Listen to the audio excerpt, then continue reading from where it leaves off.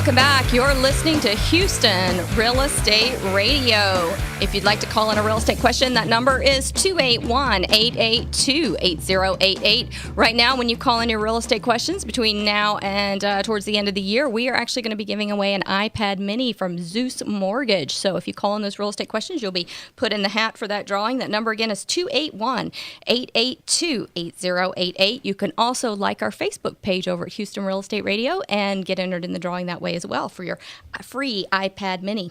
The majority of our listenership is in Harris County, although the station signal does go all the way over to Louisiana. So we thought a Harris County update from the Honorable Harris County Judge Ed Emmett was a good idea for our listeners. Judge Emmett, welcome to the show. Good to be with you. Thanks for calling in today. You became Harris County Judge back in 2007. That's a long time. Yeah, it really is. Some days it seems longer than others. Judge Emmett's been a member of the Texas House of Representatives. He was the chairman of the Committee on Energy, a member of the Transportation Committee, and represented the state on numerous national committees relating to energy and transportation. So we're going to be talking about transportation a lot today.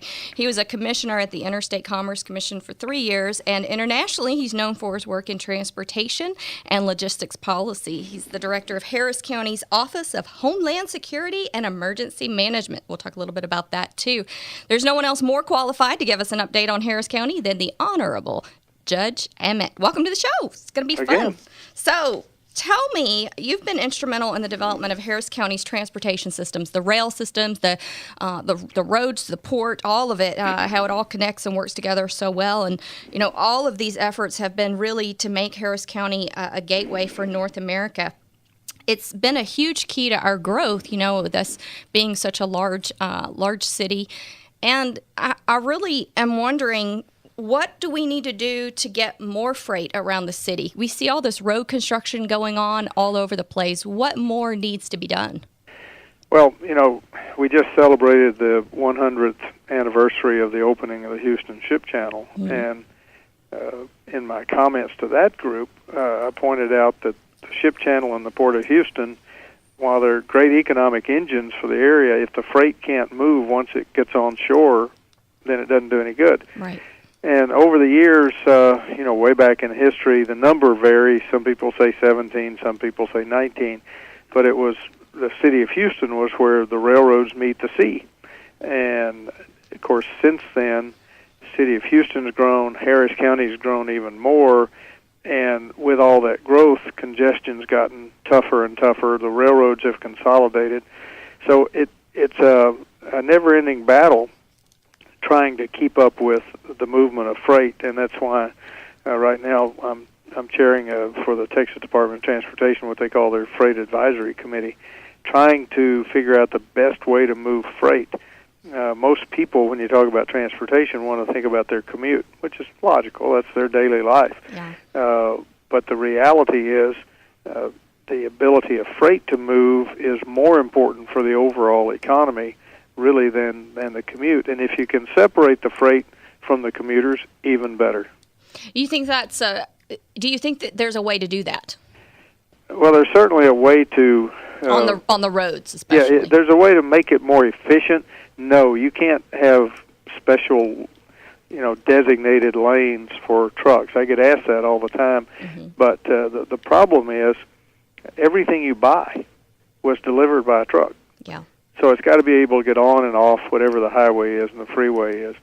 But for those trucks that are not staying in the area, if you can find a way to go around and keep them out of the most congested areas, then that's all for the good. And the more you can put on rail mm-hmm. and not even have a truck. I mean, for example, if a ship comes into the Port of Houston and it's got 5,000 containers on it, and say half of them are going out of Harris County to Dallas, Fort Worth, that's 2,500 containers that can be carried by 2,500 trucks or by just several trains. Now, which one's better for congestion? Clearly the trains. Right. Yeah, absolutely. You know, recently Proposition 1 was passed here in the Houston area in Harris County. How do you see the best use of that money, and how should legislators tap into that? Well, Proposition 1 is a start. It doesn't solve the problem. Yeah. The annual need of TxDOT over and above what they get currently is about $4 billion. Prop 1 in the first year will give $1.7 billion out of the so-called rainy day fund. But the way that was written, that money has to go into the highway fund, Fund 6, so it can only be spent on highways. So none of that can really be spent on rail or anything like that. But it's a start, and it certainly is helpful. But anybody who lives out 290, for example, I have a standard. It's not a joke. They don't smile, but I say, look, is traffic bad now? Yes. Well, hang on, it's going to get a whole lot worse. Because in order to rebuild a highway, you have to make a mess of it. Yes. And we've all seen that on the Southwest Freeway recently, where they closed Buffalo Speedway completely. Projects like that are necessary, but boy, they sure are painful. They are, yes. We're experiencing that on the north side with the Exxon movement. Right. And what you're seeing up there, of course, is the Grant Parkway coming through, which is a new highway, a ring around Houston. And I've told many people that will probably be the last ring around Houston, because you're getting so far out. The next one would really be a ring around San Antonio.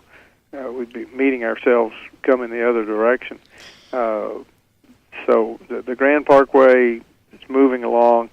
But think about this. When I moved to Houston in 1966, Loop 610 on the west side wasn't there. Just in 66. The rail line that runs between Bel Air and West University and comes up through Memorial Park was put there back in the 30s to get it completely out of the city of Houston.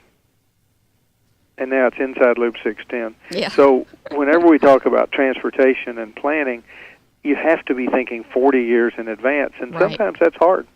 Well, some people... I've heard you said actually at our H-Town Day recently that soon more people will live in unincorporated Harris County than in the city of Houston. Why isn't the city annexing subdivisions north of Houston, like, for example, the 1960 area? Because that area we know needs roads. They need help with fighting crime in that area. Why isn't it being annexed in with Houston? Well, three reasons come to mind. Once the city put all of the county and some of the adjacent counties even into their extraterritorial jurisdiction back in 1963, the assumption was areas like 1960 would be annexed. People didn't necessarily want that, but that was the assumption. Since then, though, the city of Houston has fallen on some financial difficult times, so to take over the bonded indebtedness of municipal utility districts is a challenge. We also have the Voting Rights Act, which, if you change the voting dynamic of a city, then that causes all kinds of political issues. And then the legislature made it more difficult for the city to annex an area by putting pretty severe restrictions on what they have to do in order to annex. They have to provide certain services. And I think the city has just found those not feasible. Well, the word Houston just consumes the entire region, and I think it's confusing for people, certainly people who are moving and relocating here, but also it's hard to know who your government officials are. There's so much overlap. I know with there's multiple layers of law enforcement out here in the suburbs. When we call 911, we don't know if a constable's going to come or a deputy sheriff. And how do you suggest that we change that? Can that be changed? It can be changed, but it will have to be done by the legislature. And I read a fascinating report done back in the mid-1950s by a commission that was set up by the legislature with local leaders talking about the rapid urbanization of Harris County and what should be done to consolidate services. Well, if they thought it was rapidly urbanizing in the mid-50s, they ought to see it now. Yeah, that's a little scary. I get asked all the time, why do you have sheriff, constable, HPD, right, Metro Police? It's really why confusing. Why do you have the overlapping libraries here and parks? And I think those are all fair questions, and I think in order to, we need to take a serious look at urban governance, not even stop at the county line. I think there are a lot of things like indigent health care, for example, mental health, providing mental health services, that really should be done regionally, not even county by county. You've been listening to Judge Ed Emmett here on the show today. We appreciate you listening to Houston Real Estate Radio. If you missed any of today's show, go online to HoustonRealEstateRadio.com.